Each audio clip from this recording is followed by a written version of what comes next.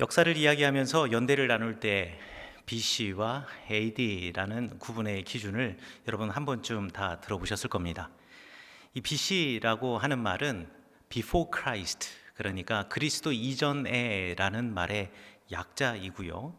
그 다음에 AD라는 말은 안노 도미니, 그래서 주님의 해예라는 말의 중세 라틴어의 약자라고 여러분들 생각하시면 되겠습니다.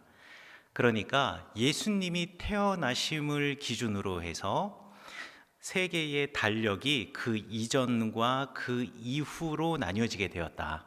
그리고 모든 사람들이 예수님의 탄생을 기준으로 해서 기원 전과 기원 후로 나누게 되었다라고 여러분들 생각하시면 되겠습니다.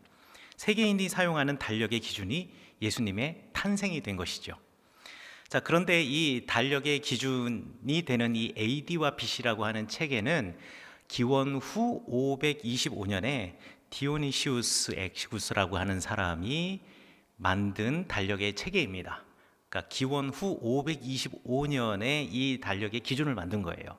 이 사람은 동로마 제국, 동로마 제국을 비잔틴 제국이라고도 하지요.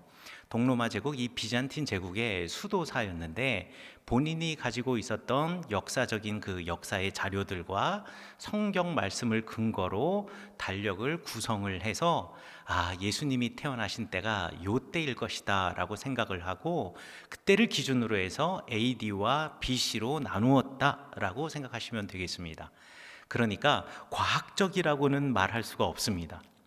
그럼 정말 예수님께서 AD 1년에 태어나셨을까? 사실 이런 거 궁금해하는 사람들 꼭 있잖아요.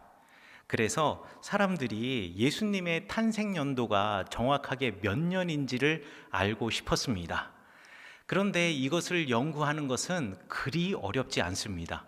왜냐하면 우리에게는 두 가지 아주 중요한 단서가 있기 때문에 그렇습니다. 첫 번째 단서는 뭐냐면 아우구스도라고 불려지는 로마 제국의 황제 아우구스투스의 재임과 헤롯 대왕이라고 하는 사람의 이름이 성경에 나왔기 때문에 그 사람들의 재위 연도와 생물 연도를 알게 되면 예수님 탄생의 대략을 알 수가 있습니다. 특별히 이 사람들의 태어나고 죽은 기록은 로마와 유대의 기록에 너무 정확하게 나와 있기 때문에 더 확실하게 연도를 추정할 수가 있었던 거죠. 예수님이 태어나실 당시에 헤롯 대왕이 있었는데 헤롯 대왕이 죽은 연도가 기원전 4년입니다. 그러니까 BC 4년이 되는 거죠. 그러니까 디오니시우스의 달력 체계에 의하면은 BC 4년에 예수님은 BC 4년 이전에 태어나신 것이다 라고 생각하시면 될 것 같습니다. 두 번째 단서는 뭐냐면요, 예수님께서 태어나실 때 동방의 박사들이 별을 보고 찾아왔다라는 말이 아주 중요한 단서가 됩니다. 고대 사회에서는 이 천문학을 안다라는 것, 별을 안다라는 것이 매우 중요했습니다. 이 별을 보고서는 사람의 운명이나 한 국가의 운명을 점치던 것이 고대 사회의 전통이었기 때문에 그렇죠. 그런데 다른 별보다 밝은 별이 갑자기 하늘에 뜨는 경우는 매우 드물고요. 또 그렇게 드문 현상이 벌어지게 되면 사람들이 그것을 꼭 기록을 해놓게 돼 있습니다. 그래서 각 나라마다 서로 달력이 다 다른데 이 서로 다 다른 달력들을 이렇게 서로 비교하면서 연대를 맞출 때 제일 중요한 기준이 뭐냐? 별자리와 별의 이동, 그리고 이렇게 밝은 별이 갑자기 나타난다거나 해성이 나타난다거나 하는 일들이 그 역사를 비교하는 데 아주 중요한 기준점이 됩니다.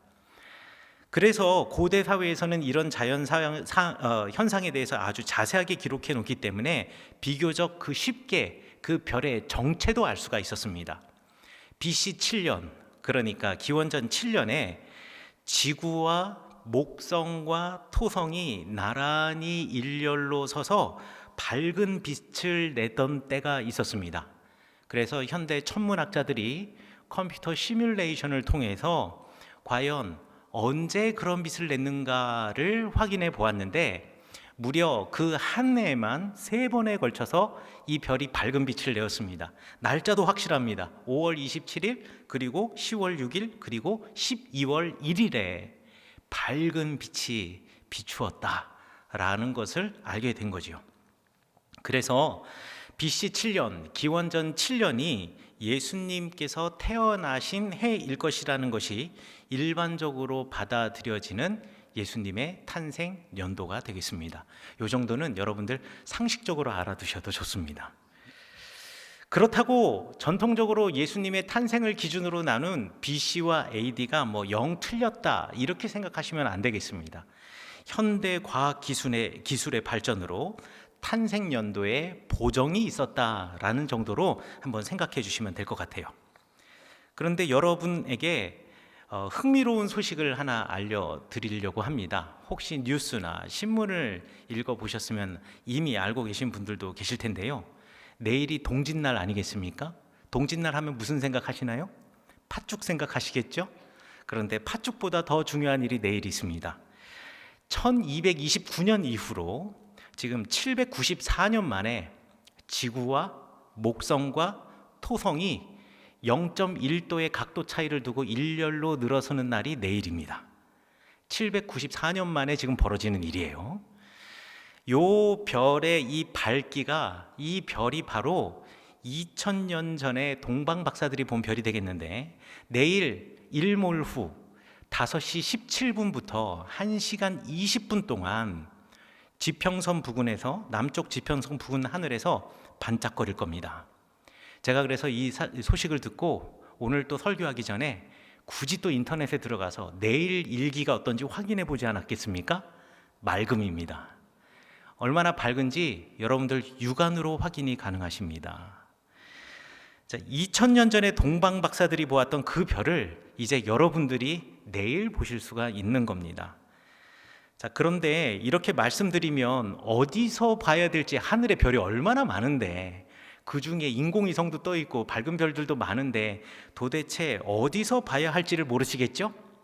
그래서 감사하게도 미 항공우주국 나사에서 어디쯤에서 별이 보일 거다라는 것을 홈페이지에다 올려놓았습니다. 그래서 그 홈페이지를 기준으로 해서 제가 다시 한번 여기다가 저희 와이드 스크린에 맞게 작업을 해놓았는데요. 여러분들 정남쪽을 향해서 보시면은 하늘에 달이 보이실 겁니다. 여러분들 보시는 것처럼 왼쪽에 저런 모양의 달이 내일 뜰 겁니다. 그 달이 남쪽에서 약간 서쪽으로 와 있어요. 그런데 그 남쪽을 기준으로 서쪽을 보십시오. 그리고 남쪽과 서쪽의 중간 남서쪽에 지평선 있는 데를 보면 여러분들 지금 스크린으로 잘 보이실지 모르겠지만 저런 별이 빛날 겁니다. 그런데 별이 얼마나 밝은지 잘 모르겠어요. 794년 전에 제가 봤으면은 한번 여러분에게 그 별의 밝기가 어느 정도 돼요? 인공위성보다 밝아요? 아니에요? 이렇게 말씀드릴 수 있겠는데 제가 본 적이 없기 때문에, 그리고 아무도 한 번도 본 적이 없기 때문에 여러분들 한번 내일 꼭 보시기 바라겠습니다. 저도 그래서 내일 꼭 보려고 사진기도 준비를 해놨습니다. 찍을 수 있을지는 잘 모르겠지만 말이죠. 그리고 이렇게 이 별이 일렬로 되는 현상이 앞으로 60년 뒤 2080년이나 돼야지 이와 비슷한 현상을 다시 한번 보실 수 있다고 하니, 저는 한 130살까지 살 거기 때문에 꼭 볼 거거든요. 그때가 되면 이제 노안 때문에 못 볼 수도 있겠지만, 그러나 여기 앉아 계신 분들 중에서는 내일 보시는 게 처음이자 마지막일 수 있습니다. 그러니 참고하시기 바라겠습니다. 별의 이야기를 하니까 우리 자연스럽게 성탄절 성극에서 별을 찾아온 동방 박사들의 이야기와 천사들의 말을 듣고 주님을 경배하러 온 목자들의 이야기가 떠오릅니다. 성탄절이 되면 교회 학교에서 항상 성탄 축하 공연을 합니다.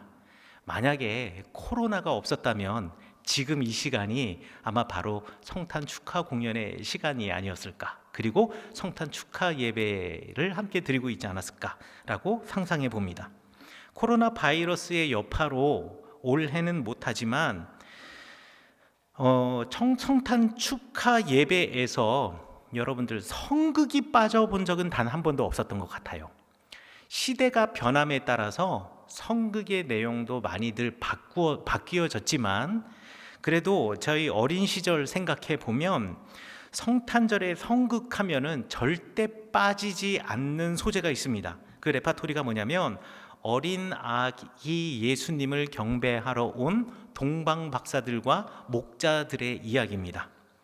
성탄 때마다 보았기 때문에 여러분들도 내용을 다 알고 계실 겁니다. 그리고 여기 앉아 계신 분들 중에는 거기에서 요셉의 역할 내지는 마리아의 역할 내지는 동방 박사나 목자들의 역할을 하셨던 경험이, 또 어떤 분은 그 옆에 서 있는 당나귀나 내지는 말의 역할을 하셨던 분들도 분명히 계실 줄 압니다. 그 내용은 다 알고 있겠지만 아기 예수님을 멀리서 찾아온 동방 박사들이나 목자들의 성극을 볼 때마다 나도 그 중에 하나인 것처럼 그때 성극을 기억하면서 감격합니다. 그렇죠? 자, 내용은 이렇습니다. 늦은 밤 요셉과 마리아가 베들레헴의 한 여관을 찾아옵니다. 그리고 도착하지요. 그리고 요셉이 문을 두드리면서 방 있습니까? 라고 물어봅니다. 성극의 제목도 제가 어렸을 때 방이 있으십니까? 있으십니까? 였습니다. 방이 있습니까? 라고 묻죠. 여관의 주인이 방이 없노라고, 이미 사람들이 꽉 차서 더 이상 맞아들일 수 없다라고 이야기를 하지요. 하지만 배가 산 만큼 나온 마리아를 보면서 여관 주인이 딱하게 여깁니다. 그래서 추위를 피해서 마구간이라도 묵겠냐고 물어봐요. 그리고 외딴 마구간으로 요셉과 그리고 배가 산만한 마리아를 인도해 갑니다. 그래서 마구간에 도착하면 저는 그 대사를 아직도 기억합니다. 워낙에 짧아서. 요셉이 마리아의 손을 잡으면서 이렇게 말을 합니다. 걱정 말아요, 마리아. 그리고 나서 예수님을 출산하지요. 그런데 여기서 한 가지, 성경에는 마구간이라는 말이 나오질 않습니다. 예수님께서 태어나신 후에 구유에 누웠다라는 말이 있기 때문에 우리가 그냥 마구간이라고 추정하는 거지요. 하지만 이 말이 전혀 틀린 말은 아닙니다. 성경에 외양간 또는 마구간이라는 말은 없지만 사실 구유가 있어야 할 곳이 외양간이나 마구간 외에 어디 있겠습니까? 그러니까 마구간이나 구유에서 구유에 예수님이 누우셨으니까 마구간이나 외양간에 예수님께서 태어나신 것은 분명한데, 이스라엘의 집 구조를 알면 교회 학교의 성극이 조금은 어색하다, 조금 바뀌어져야 하지 않겠는가라는 것을 우리가 알 수가 있습니다. 자, 그러면 이스라엘의 집의 구조를 여러분에게 보여드리겠는데요. 이스라엘의 집은요, 기본적으로 2층 집입니다. 왜냐하면 이스라엘에는 겨울이 있기 때문에 그렇습니다. 베들레헴이 해발 774m입니다. 여러분, 대관령이 800m잖아요. 대관령 춥잖아요. 눈도 내리면 이 눈 웬만하면 빨리 녹지도 않잖아요. 또 지대가 높다 보니 바람도 강하잖아요. 베들레헴도 마찬가지입니다. 베들레헴은 겨울이 있고 춥고 눈도 내립니다. 예전에 설교를 하면서 제가 눈 덮인 헬몬산 사진을 여기서 띄워드렸던 기억이 나는데요. 그걸 상상해 보시면 되겠습니다. 이스라엘의 겨울은 있지만 남방 문제를 해결하는 것이 여간 쉬운 일이 아닙니다. 이스라엘의 서쪽 지중해 변이라든가 내지는 북쪽 시리아와 레바논을 국경으로 하고 있는 곳에는 나무들이 많기 때문에 땔감으로 쓸만한 나무를 구하기가 쉽지만 유대 광야나 그 유대 광야 언저리에 있는 베들레헴에서 이 나무를 구한다라는 것, 난방을 한다라는 것은 절대 이게 쉬운 일이 아닙니다. 자, 그래서 이 사람들이 2층 집을 통해서 이 난방의 문제를 해결하는 겁니다. 예수님 당시에 사람들이 다 2층 집에 살았다라는 이 말을 들으시고 또 의아해 하실 분들이 계실 수도 있지만, 여러분들 과거 사람들이 여러 복층 집에 살지 않았다라고 상상하시는 것은 여러분들의 편견입니다.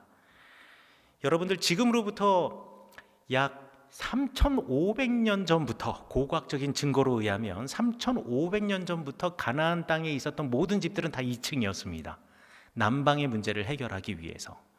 그리고 예수님 당시, 그러니까 로마 제국 아우구스투스 황제가 다스리던 이 예수님 당시에 로마의 건축법에는요, 고도 제한이 있었습니다. 그래서 건물을 짓되 절대 20m를 넘기면 안 되었습니다. 그러니까 8층 이상의 건물은 짓는 거 금지였어요. 그러니 옛날 사람들이 지어놓은 그 고층 건물에 비하면 사실 가나안 땅, 이스라엘 땅의 2층 집은 그냥 소박한 높이라고 생각하시면 됩니다. 2층 집의 이 아래층은 그림을 보시면 알겠지만 나귀라든가 양이나 염소들을 넣는 마구간으로 사용합니다. 그리고 한켠으로는 뭐 집에서 사용하는 그릇이라든가 이런 잡다한 물건들을 놓는 창고의 역할도 하죠. 이렇게 동물들을 1층에다가 두면은요, 여러 가지 장점이 있는데 가장 큰 장점은 겨울에 이 동물의 체열이 위층으로 올라가기 때문에 이 위층에 있는 사람이 따뜻하게 겨울을 보낼 수 있다는 겁니다. 그래서 이스라엘의 집에 1층에는 창문이 없고요, 2층에만 창문이 있어서 따뜻한 공기가 무조건 2층으로 올라가게 만들어 놓는 겁니다. 자, 그리고 여름이 되면 더우니까 사람들이 2층에서 잠을 자지 않고 이 옥상, 그러니까 지붕으로 올라와서 잠을 잔다라는 표현이 바로 저렇게 평평한 테라스식 지붕 위쪽에 올라가서 여름에는 사람들이, 노숙이라는 표현은 그렇고요, 야외에서 취침을 한다라고 생각하시면 될 것 같습니다. 이런 2층 집 구조로 겨울에 뜨끈뜨끈한 우리나라의 온돌 정도의 따뜻함은 느낄 수가 없지만 그럼에도 불구하고 조금 도톰한 옷을 입고 이불을 덮고 잘 때의 추위는 전혀 느끼실 수가 없습니다. 경제적인 여유가 있는 도시와 그 주변의 사람들이라면 저렇게 2층 집을 만들 수 있지만 사실 시골로 가거나 경제적인 여유가 없는 사람들은 저렇게 2층 집을 만들기가 불가능했습니다. 돈이 없어서. 그래서 어떻게 집을 만들었느냐? 여러분들 보시기에 왼쪽에 있는 그림처럼 자연적으로 비탈길에 위쪽이 평평한 땅, 아래쪽에 동굴 같은 것이 생기면은요, 이스라엘 땅은 석회이기 때문에 조금만 곡괭이질을 하면 땅이 쉽게 파고 들어갈 수가 있습니다. 그러면 동굴을 만드는 거예요. 그리고 그 위에다가 저렇게 건물 단만 쌓아 놓으면은 그냥 자연스럽게 그냥 2층 집이 되는 겁니다. 그래서 왼쪽에 보시는 구조가 이 동굴을 이용해서 만든 2층 집의 구조라고 생각하시면 됩니다. 여기까지 이해하셨다면 이제 베들레헴에 있는 예수님 탄생교회로 여러분들을 모시도록 하겠습니다. 예수님 탄생교회 가면 매우 당황스럽습니다. 일단 가면 일반 교회와 다를 바가 없고 의자만 없다 뿐이지 그냥 비잔틴 시대 때의 교회의 전형적인 모습을 그냥 가지고 있고, 또 어디가 예수님이 탄생하신 곳인지 교회 들어가자마자 제일 먼저 찾지만 찾을 수가 없습니다. 어디가 하면 찾을 수가 있냐면요, 저 보이시는 사진의 맨 앞에 뭔가 번쩍번쩍한 그곳을 가게 되면 지하로 내려가는 계단이 있습니다. 그 제단 옆에 교회의 지하에 있는 동굴로 예수님 탄생 장소가 마련되어 있기 때문에 저 계단을 내려가서 교회 지하의 동굴로 내려가야지만 예수님의 탄생하신 곳으로 여러분들이 가실 수가 있습니다. 그리고 그 동굴에 내려가면 예수님 탄생 장소에 세워진 계단이 있고 그 제단 아래에는 예수님이 태어나신 곳을 딱 표시해 놓은 저 별판을 보시게 될 겁니다. 여러분들 나중에 기회가 되시면 한번 이스라엘에 꼭 가보시기 바라겠습니다. 예수님께서 구유에 누우셨다라는 성경 말씀 때문에 마구간에서 태어나신 것은 알고 있는데 동굴에서 태어나셨다라는 것을 알게 되면 좀 사람들이 매우 당황합니다. 그래서 예수님 탄생교회에 가가지고 지하의 동굴로 내려가서 여기가 예수님께서 탄생하신 장소이고 그것을 기념하는 곳이에요 라고 설명을 드리면 사람들이 매우 당황하고, 내가 알고 있기로 예수님은 마구간에서 태어나셨는데 예수님은 구유에 누우셨는데 라면서 당황해합니다. 그리고 더 많은 사람들은 저 동굴 안이 워낙에 좁기 때문에 뒤에 오는 성지 순례객들도 그거 다 봐야 하잖아요. 그러니까 한 줄로 서서 거기 앞을 지나가야만 해요. 그러니까 빨리 보고 한 번이라도 만져보고 사진 찍으려고 그러한 질문조차도 못하고 그냥 휙 지나가 버립니다. 하지만 여러분들은 이제 동굴을 이용한 2층 집의 구조를 이미 알고 있으니 예수님께서 그때 베들레헴 여관에 묵으실 때의 그 여관은 이 동굴을 갖다 깎아서 이용한 2층 집의 구조를 가지고 있었다라는 것을 여러분들이 이해하실 수가 있을 것이고, 그렇다면 예수님의 탄생 장소가 동굴에 있다라는 것을 이제는 이해하실 수 있을 겁니다. 이와 같은 가옥 구조를 이해하신다면 오늘 읽으신 성경 구절 말씀을 우리가 다시 이해할 수 있습니다. 성탄절의 성극을 보면서 우리도 예수님을 찾아온 동방박사의 마음으로, 그리고 목자들의 마음으로 예수님을 경배합니다. 그리고 동방박사들은 황금과 유향과 모략으로 주님께 경배드렸는데 나는 주님께 무엇을 가지고 나아가야 할까를 생각하시죠. 그리고 나도 목자들처럼 예수님의 탄생 소식을 듣고 제일 먼저 주님을 찾아가서 주님께 경배를 드리는 영광을 누리고 싶다라고 생각을 합니다. 우리도 그 동방박사 중에 하나로, 그 목자들 중에 하나로 생각하는 거죠. 그런데 제 삶을 뒤돌아보건대 제가 베들레헴에 있었다면 저는 동방박사 중에 하나도, 그리고 목자들 중에 하나도 아니었을 것 같습니다. 솔직하게 고백하기는 저는 베들레헴 그 여관에 먼저 와 있었던 투숙객 중에 하나가 아니었을까라고 생각을 해봅니다. 저는요, 부지런한 사람입니다. 그래서 남들보다 먼저 여관에 투숙했습니다. 저는 이미 그 여관 주인에게 숙박비를 다 지불했습니다. 돈을 지불했으니까 편안히 제가 지불한 대가를 받을 권리가 있습니다. 하룻밤을 편히 쉴 권리가 있는 거죠. 제가 돈을 주고 샀으니 적어도 요만큼의 공간만큼은 요거는 제 사적인 공간, 제 것입니다. 그런데 아래층에 새로운 손님이 도착했습니다. 슬슬 짜증이 나기 시작한 거예요. 왜냐하면 이미 이 여관 주인은 많은 사람을 받아서 더 이상 받을 사람도 없고, 내가 생각하기에 이 공간에는 손님을 받아봤자 한 6명 받으면 충분할 것 같은데 벌써 한 8명 정도 들어와서 내가 차지해야 할 공간도 줄어든 것 같고, 그리고 너무 시끄러워요. 뭐 옛날 이런 집에 무슨 방음이 있겠습니까? 내가 지불한 돈만큼의 서비스를 받지 못하니 짜증날 수밖에 없지 않겠습니까? 그런데 이미 짜증나 있는 상태에서 또 누군가가 문을 두들기는 겁니다.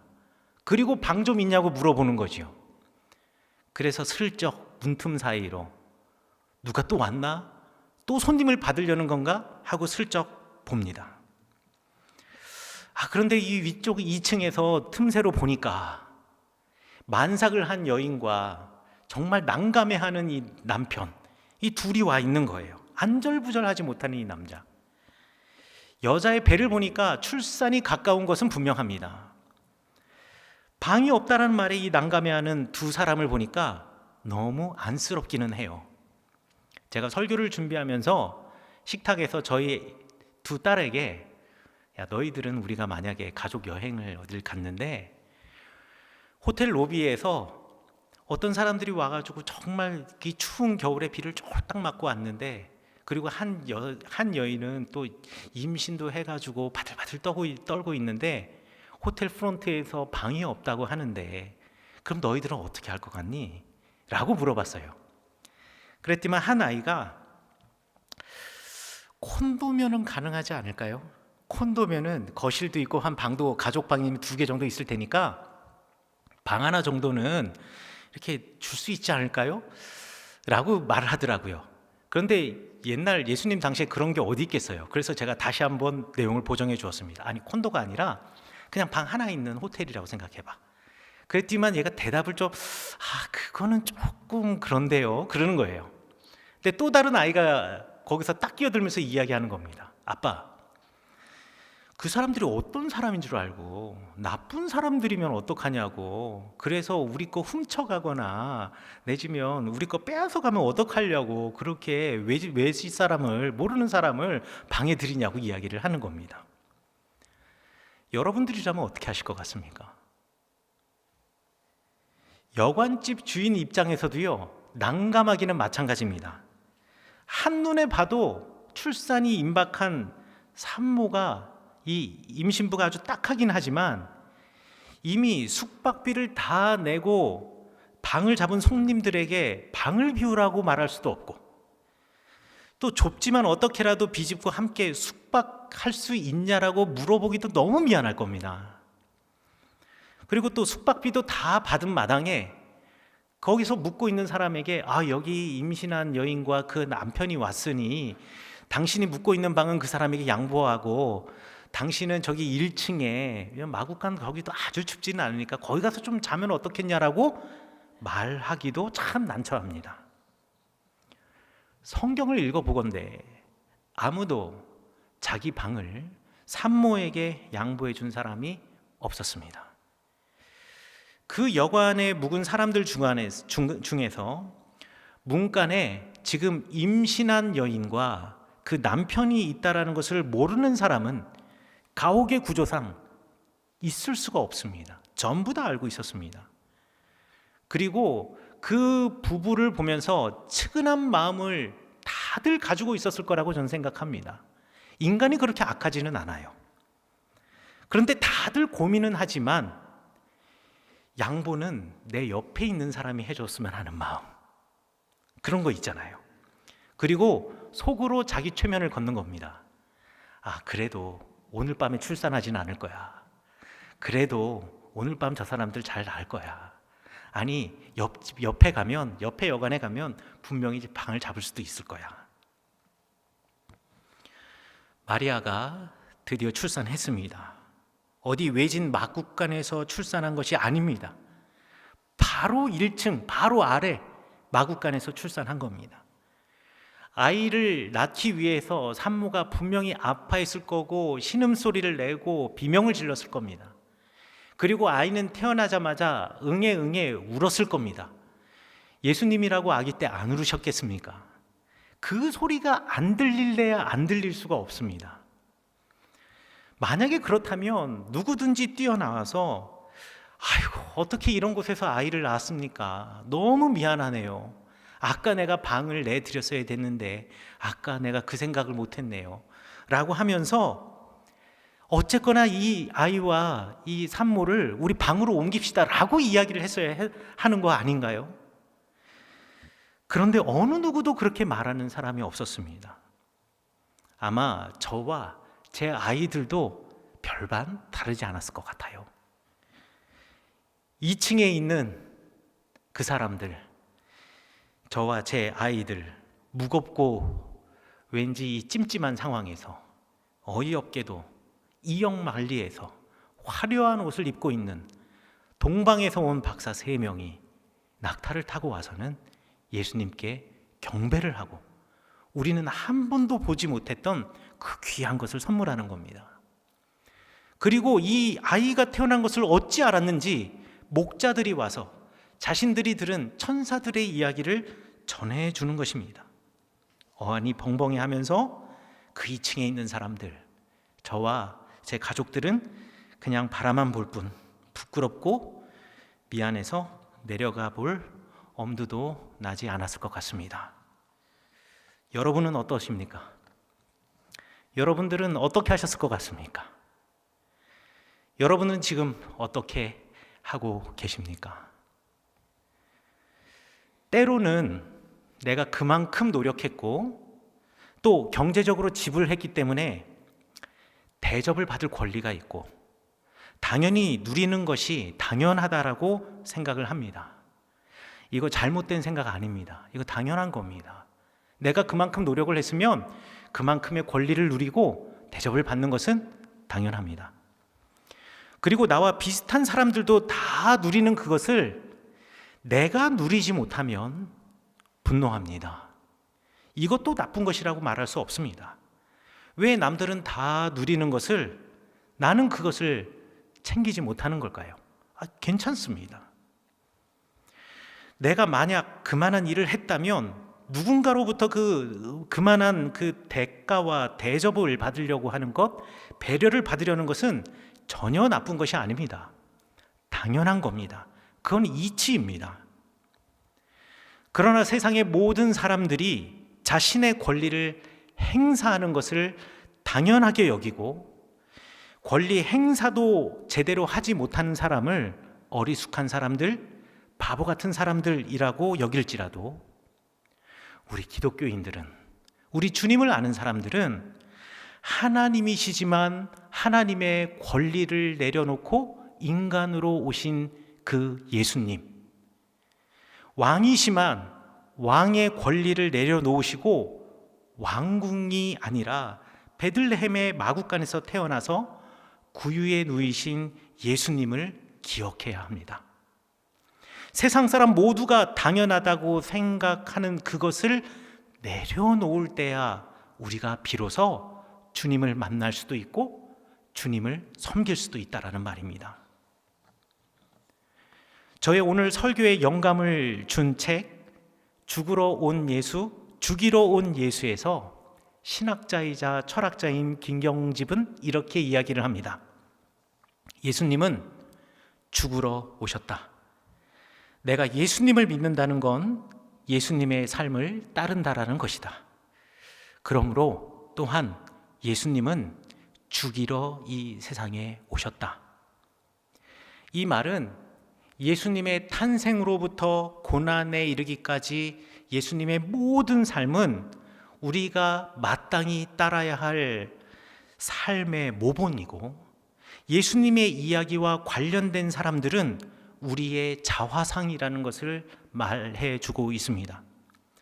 나의 자화상을 보고 내가 어떤 사람이었는가를 돌아보게 하는 것이 성경의 말씀이고 예수님 탄생 이야기의 기록의 목적일 것입니다.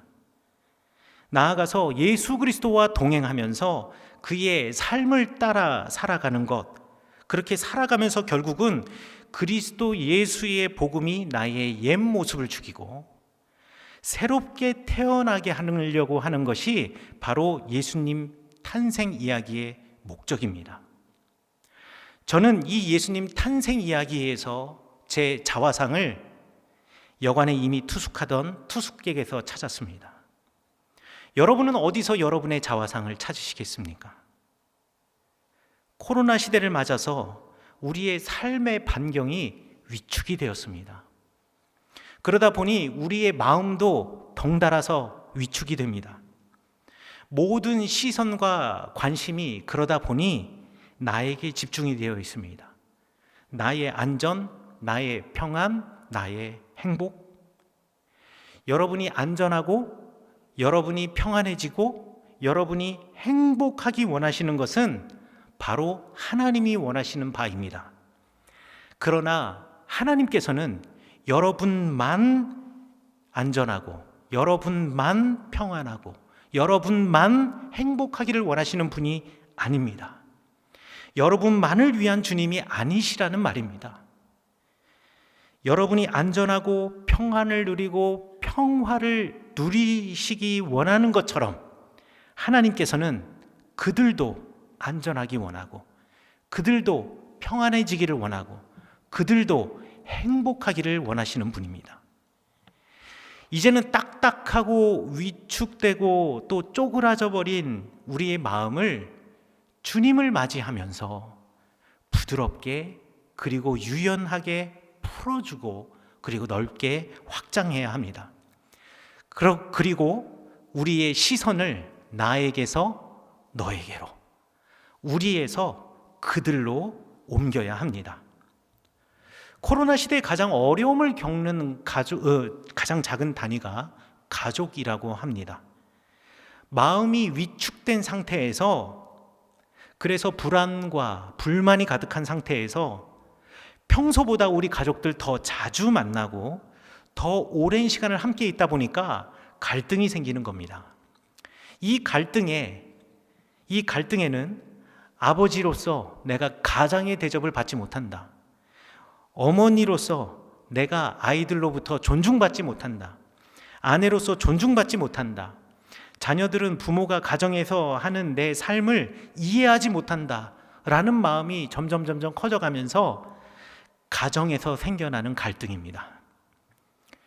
갈등의 이유는요, 잘 보면 내가 그들에게 무엇을 해주지 못해서 생기는 것이 아니라 그들이 이렇게 대하고 내게 이렇게 해주지 못하는 것에 대해서 불만이 쌓여서, 내가 그것을 받지 못하여서 불만이 쌓여서 생긴 갈등입니다.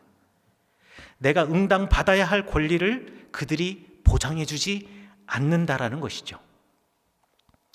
요셉과 마리아가 묵었던 여관을 여러분들 기억하시기 바라겠습니다.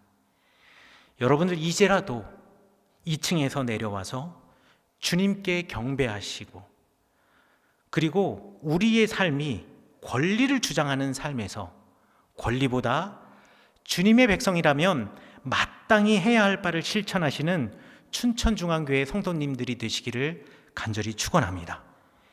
여러분의 가정에서 나부터 바꾸는 이 저녁이 되시기를 축원합니다.